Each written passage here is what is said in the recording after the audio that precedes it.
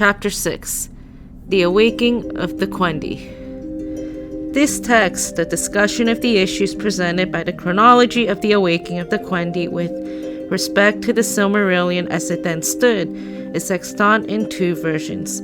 The first version, which bears the title The Awakening of the Quendi in position of Ingwei, Fingwei, Elwei, etc., dates, according to an explicit statement in it, from 1960 and occupies the four sides of two sheets which Tolkien has lettered Alpha to Delta. The second version, which appears to be closely contemporary, is a considerable expansion of the first. It occupies 6 sides of 3 sheets numbered by Tolkien 1 through 6. Both texts are written in black nib pen and, for the most part, more or less clearly. In the numberings of both texts, various later notes, and the main title and 2 section titles of the second version were added in red ballpoint pen.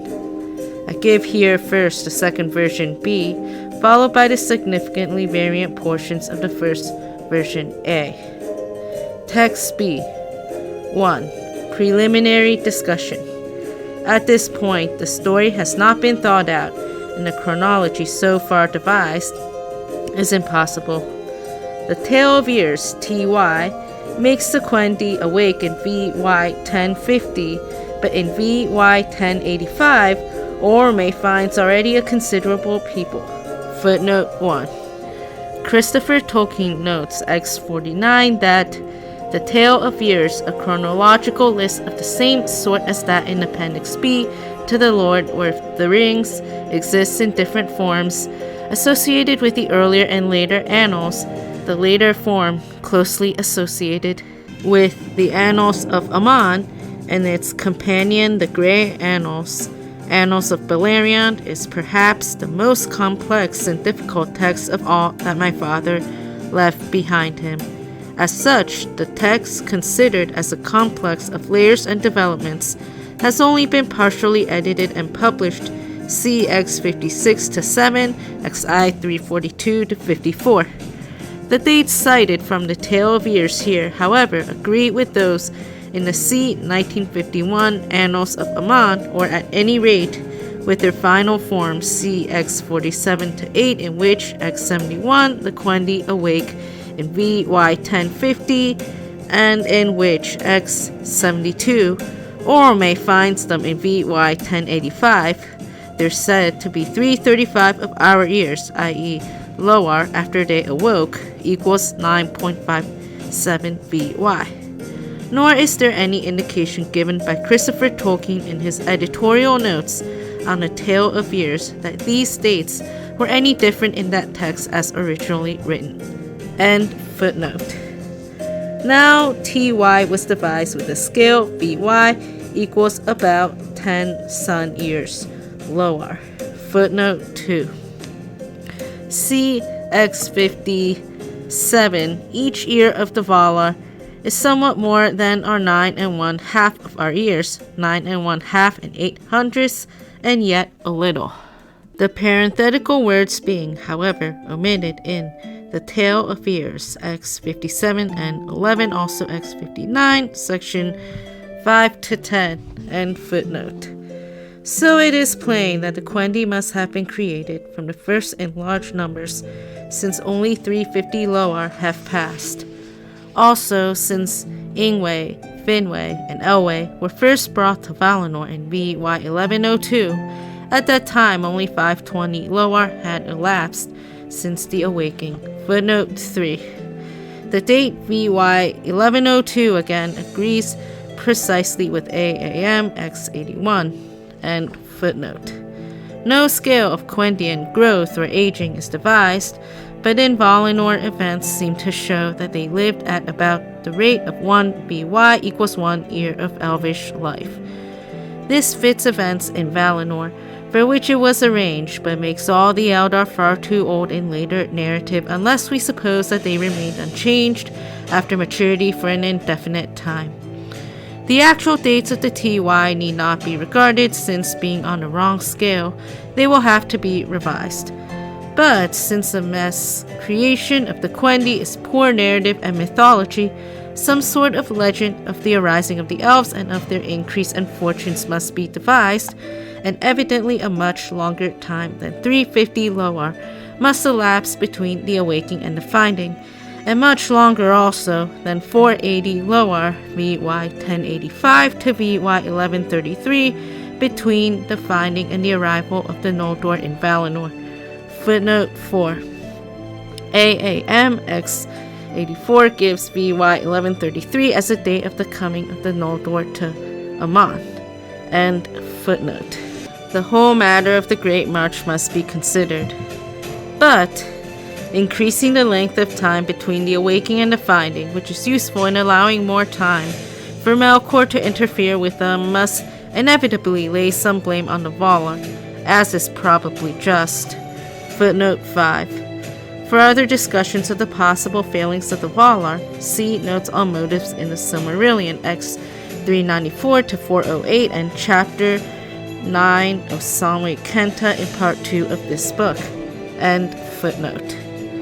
The Valar had, of course, no precise knowledge of the time of that awaking. Not if, as seems essential, the vision, subsequent to the music, stopped short of the actual coming of the children. Footnote 6. Tolkien marked this paragraph as a crucial point with a large star in the margin against it. The vision, as an intervening stage between the music of the Ainur and the world being spoken into existence by Eru, arose in the c. 1948 text C of the Ainulindale, CFX 11, section 12, 13, X 14, section 22, X 25 to 6, and footnote. The Ainur were vouchsafed a vision of the children, but not of their exact place in the sequence. Later, Eru deliberately did not inform Manwë of the approach at the time, for he did not intend them to be dominated, and the function of the Valar was to prepare and govern the place of their habitation. Even so, the Valar should have kept better watch and not have allowed Melkor peace in which to establish himself. They were, of course, very anxious, but neglected the matter until they feared to ruin Arda in a war, which would involve the children in misery or destruction. One may object that this could not be, but all the operations of Melkor, to those now in time, appear to be in defiance of Eru and to have power to upset or spoil the design, so that if these were permitted by Eru or could not be hindered, there was no knowing how far they would proceed. It seems clear that the rescue of the Quendi must be secret, as far as possible, and before the assault upon Autumno, otherwise this very peril would have occurred. The Great March must occur behind a screen of investment and before any violent assault had begun.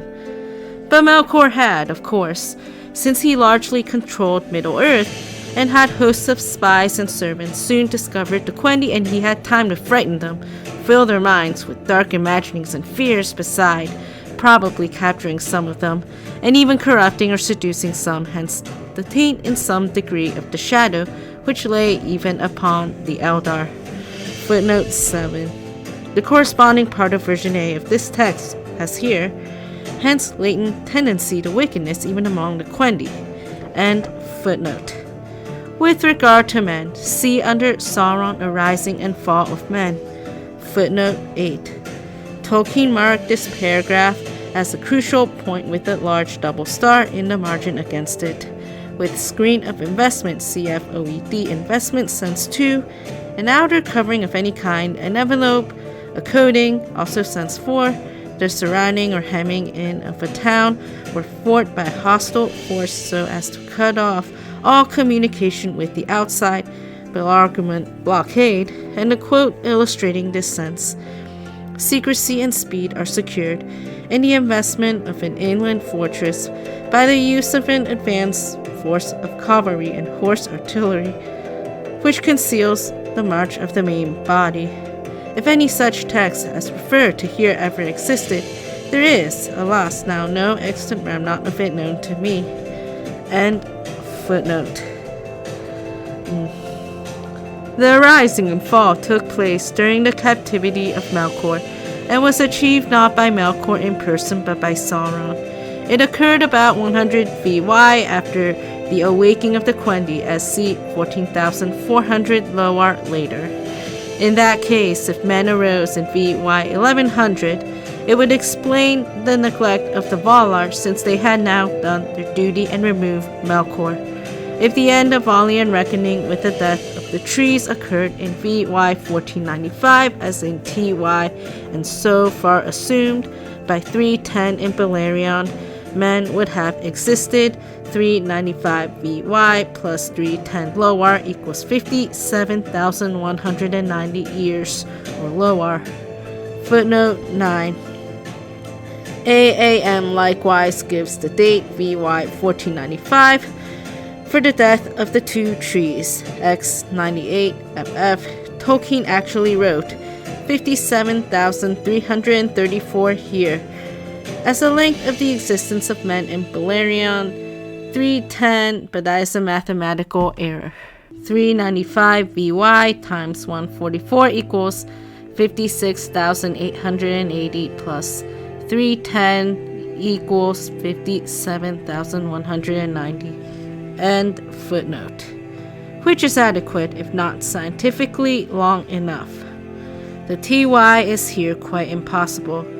It makes men first awake with the first rising of the sun, which is VY 1500, after which dates are given in Loar. Footnote 10. CF XI 30-1. End footnote. But the first men appear in Beleriand, already partly civilized, deeply sundered in appearance and language, and leaving a long history behind them, and many other varieties of unrepentant men in the East. In SY 310. All that in 310 years. Footnote 11. Tolkien marked this paragraph as a crucial point with a large star in the margin against it. End footnote. To take any date to begin with, let Quendi awake in VY 1000. Then some date before the arising of men would be best, but not very long in Elvish terms before, for the finding. At that time, though fairly numerous, some thousands, they had not spread far abroad. Fear of Melkor, Sauron, and co., and do not seem ever to have met men, though they had almost certainly heard lies about them from emissaries of Melkor. The findings should evidently be about VY 1090 or 90 VYs after the awakening, 12,960 Loar. This would give them time, even at Elvish rates, for multiplication from small beginnings. Also, which is important, time to invent the beginnings of the primitive Quendian language, to discover something about Arda and of their own powers and talents. Footnote 12. Tolkien marked this passage regarding language as a crucial point with a large star in a margin against it. End footnote. Language, we must suppose, was a specifically elvish gift, not possessed by the Valar even until they found the Quendi, a gift of Eru inherent in their nature, so that from their awakening they immediately began to try to communicate in speech with one another. Footnote 13. Tolkien marked this passage as a crucial point with a manicule in the left margin against it. End footnote. Men had a similar gift, but less marked and less skilled, as they were less skilled in all artistic matter, language being the primary art. Hence their ruder tongues were much improved by contact later, which Quendi, and the general similarity, apart from loan words of Western speeches of men with Quendian. Footnote 14. Tolkien marked the passage regarding the artistic primacy of language as a crucial point with a large star against it. On a similarity of Western speeches of men with Quendian, cf. the Lamas 10 v. 179. End footnote. Quendi, it must be assumed, had from the beginning a natural rate of growth in life, which was not in the early ages much altered anywhere. Thus, from the beginning, we can reckon with the 12-to-1 rate as compared with men of growth and a subsequent 144-to-1 or Valiant rate of aging. Their first generation, first selves, awoke at the time of first maturity. See later legend. Footnote 15. This would appear to be a reference to Chapter 8, Eldrin Traditions Concerning the Awakening below. And footnote. And they began at once to increase with great rapidity in the first 3 generations, though this afterwards slowed down. The Quendi never fell in the sense that men did. Footnote 16. Tolkien marked this passage as a crucial point with a manicule in the left margin against it. With the fallen nature of men, in elvish and mannish thought, see the Athrobeth, Vinrod Andreth in Morgoth's Ring, and chapters 12 concerning the Quendi in their mode of life and growth below, and 10 notes on Ore in part 2 of this book. See also the fall of man in Appendix 1. And footnote. Being tainted with a shadow, as perhaps even the Valar in some degree were, with all things in Arda marred, they could do wrong. But they never rejected Eru, or worshipped Melkor, or Sauron, either individually, though it is possible that in the remote past some Quendi had been daunted or corrupted by Melkor. If so, they left the Quendian community. The Eldar certainly never, even individually, rejected Eru in word or belief, and were in groups or as a whole people. Their lives, therefore, came under no general curse or diminishment, and their lifespan, coextensive with the remainder of the life of Arda, was unaltered, except only in so far as, with the very aging of Arda itself, their primitive vigor of body steadily waned. But the waning does not yet appreciably affect the periods dealt with in the Silmarillion. The lives of the Quendi cannot be supposed to be affected by living in Middle-earth under the sun, not if, as now seems certain, the sun is made part of the original structure of Arda, and not devised only after the death of the trees, since they were devised to live in Middle-earth and under the sun. Footnote 17. For the potentially far-reaching and greatly disruptive decision, or at any rate considered option, by Tolkien to make the sun and the moon coeval with Arda and not the last fruit of the 2 trees, and for the consequent artificial situation in Aman, see 10:369-90. End footnote.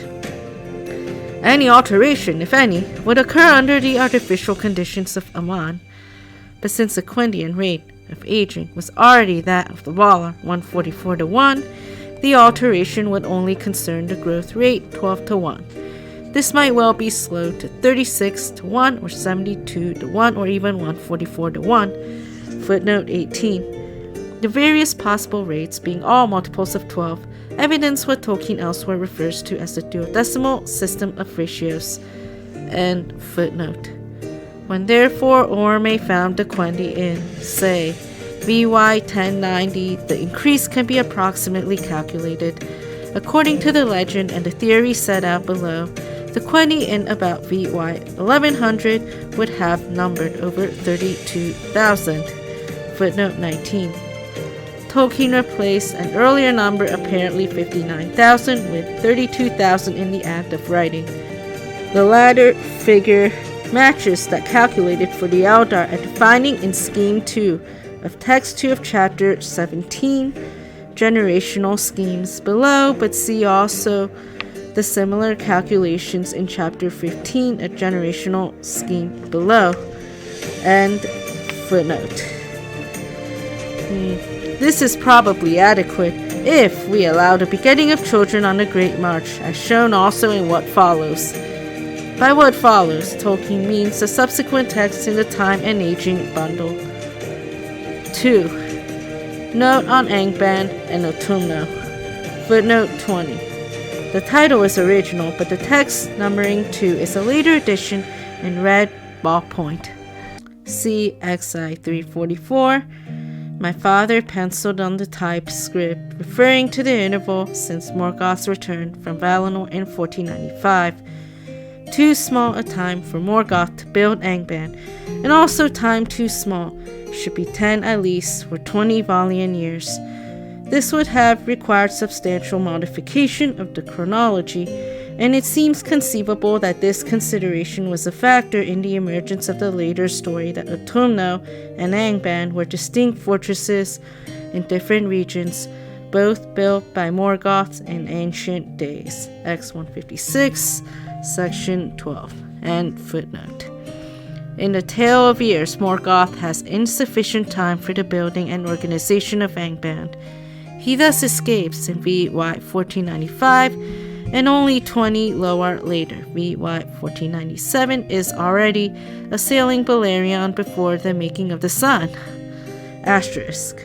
Morgoth's flight could be made to precede the exile by a longer period, but this is not necessary if Angband already existed. And asterisk. Footnote 21.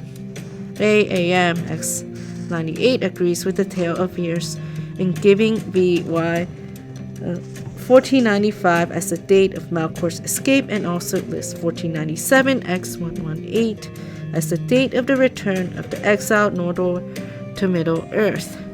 End footnote. Plainly, either Angband must be on the same site as Utumno, which, being actually partially destroyed and its depths never plumbed, was quickly restored, or Angband must in some form have already existed. The latter is greatly to be preferred. A fort far west and not far from the sea would be a natural strategic device by Melkor for preventing the Valar coming in force against him, or for delaying their advance if they tried to assail him. This is a probable story.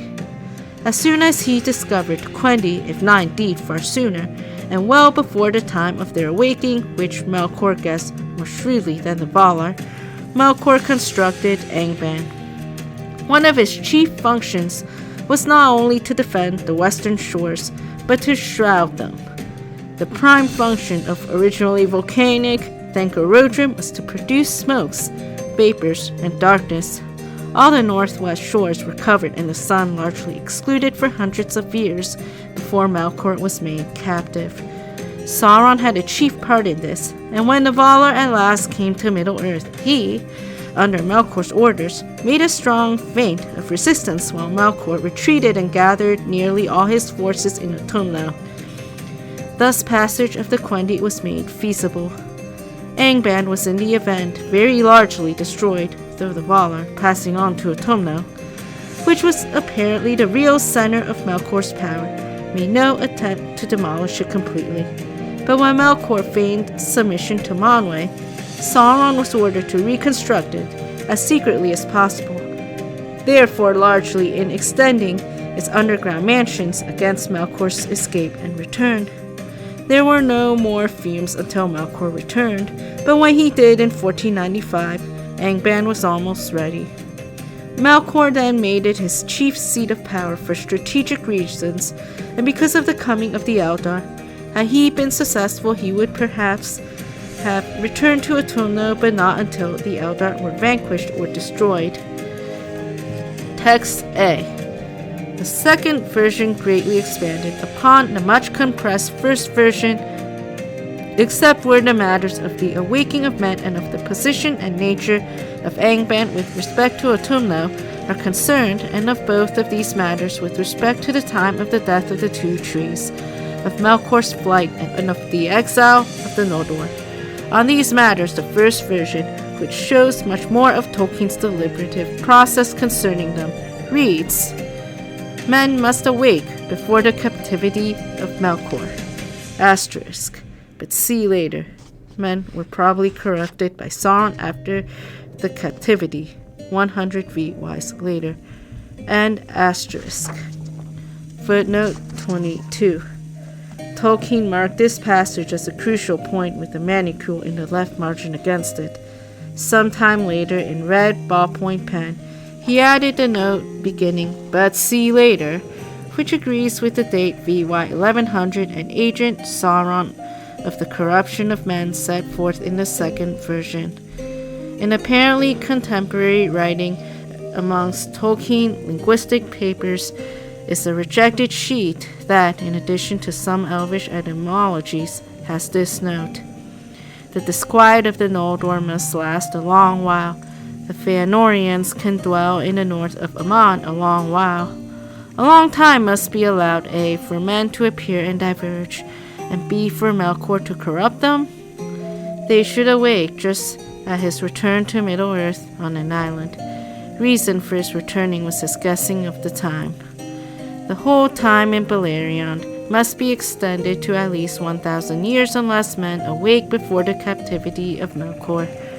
Thus, Fingolfin should dwell long in Narvalin, south of Valinor. Fingolfin is nowhere else depicted as having lived in Arvalin, which is otherwise known only as the shadowy land south of Valinor, where Ungoliant dwelt. Against the first paragraph in the margin, Tolkien wrote in ballpoint pen, "No, corruption of men must occur before captivity." End footnote. It is too late after return to Angband, for there is not enough time. The Etani already partly civilized reach Beleriand c. 310. That is only about 310 sun years after Morgoth's return. Cross, or at best 454 years, but Morgoth's flight could take place sometime before exile. The slaying of the trees could take place in VY 1494, the exile in 1495, and the arrival in Beleriand in 1496. And cross note. Footnote 23. These comments were added later in red ballpoint pen. Cf. the similar later note Tolkien made to the corresponding passage in the second version B of this text. End footnote. In any case, Morgoth has precious little time in which to build Angband. He escapes in 1495, and only 20 sun years later, TY 1497, is already assailing Beleriand. Footnote 24, see XI 14-15. End footnote. Plainly, Utumno and Angband must be in the same place and, only partially destroyed, was quickly restored. Footnote 25. Tolkien preceded this passage with a large star indicating its importance as a decision. End footnote. Or Angband must also have existed. Footnote 26. The statement about Angband's prior existence entered as a marginal note in the course of writing. The sense is that it must be either that Angband arose in the same place and on the only partially destroyed foundations of Utumno, or that Angband existed in a separate place before the destruction of Utumno. The latter solution is that described as greatly to be preferred in the note on Angband and Utumno in the second version B of this text. End footnote. A fort far west would be a good device for keeping the Valar out and ill-informed of what was going on. Thus, Melkor, as soon as elves awoke, must have constructed Angband in the west as a further device, and he covered all northwest shores and the hinterland with darkness obscuring the sun. But Angband was chiefly a place for making smoke and dark, and not yet very big. When all the Valar came against him, Melkor made only a feint of defending Angband and then retreated to Utumno. This in the event was pretty well destroyed, but was inhabited by Balrogs. These were secretly, though Morgoth feigned submission, instructed to regain and extend Angband, quietly and within fume against his escape.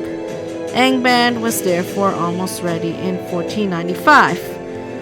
Double cross note. See later, it was Sauron who controlled things in Morgoth's absence. And double cross note. Footnote 27. This note entered as a later marginal note in red ballpoint pen. And footnote.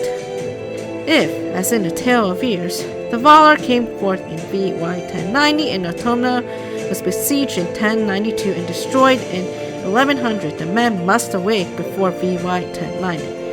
Footnote 28. Against this passage, or at least against the statement that men must awake before VY 1090, Tolkien subsequently wrote no in red ballpoint pen. End footnote. If they awoke in VY 1050, that would give 40 VYs, or 5,760 sun years, in which Melkor could have dealings with them and corrupt them before his captivity. The Atani entered Balerion in 310 BEL, that is in the 22nd sun year of VY 1498. Men had then existed for 448 VYs plus 22 SYs, i.e. 64,534 sun years. Footnote 29. Tolkien actually wrote here 64,434, but I have corrected this calculation error. End footnote. Which, though doubtless insufficient scientifically, since that is only we being in 1960 of the 7th age, 16,000 years ago, total about 80,000, is adequate for purposes of the Silmarillion, etc. Footnote 30. The parenthetical comment in this last sentence entered as a contemporary marginal note. For the significance of the statement that Tolkien is writing in the year 1960 of the 7th age, see Ages of the World in Appendix 1. Earlier, in a letter of 1958, Tolkien had said of the time between the fall of Barad-dûr and our days that, I imagine the gap to be about 6,000 years, that is, we are now at the end of the 5th age, if the ages were of about the same length as SA and TA. But they have, I think, quickened, and I imagine we are actually at the end of the 6th age, or in the 7th, L283 FN. Therefore, if men entered Balerion in Bel 310 and the First Age ended, see Bel 600, CF, XI 346, then that entrance occurred 290 plus SA 3441 plus TA 3021 equals 6,752 years before the end of the Third Age. Assuming 3 additional ages plus 1960 years of the 7th age as here, as having occurred about 16,000 years prior, would yield an average duration of the 4th through 6th ages of 16,000 minus 1960 minus 6,752 equals 7,288 minus 3 equals C 2430 years. And footnote. But elves, when discovered in 1085, were already a people, though appear never yet to have met men who awoke much further east. Cuiviene must be fairly far west, near center of Endor. We may suppose elves awoke at least 50 VY sooner than men, as see 7,200 mortal years. This is about sufficient. Footnote 31. As first written, this sentence read, but this is not in fact sufficient. And footnote. But it would be better to reduce the time of Melkor's dealing with men, since the damage could be done in much less than 5760 years of mortal life. Let Melkor discover men 1440 years, that is 10 VYs, before the Valar open attack in VY 1090. Men will therefore awake. The exact process will not be disclosed or discussed in the Silmarillion some little time before VY 1080, say 1079 or 1075. Footnote 32.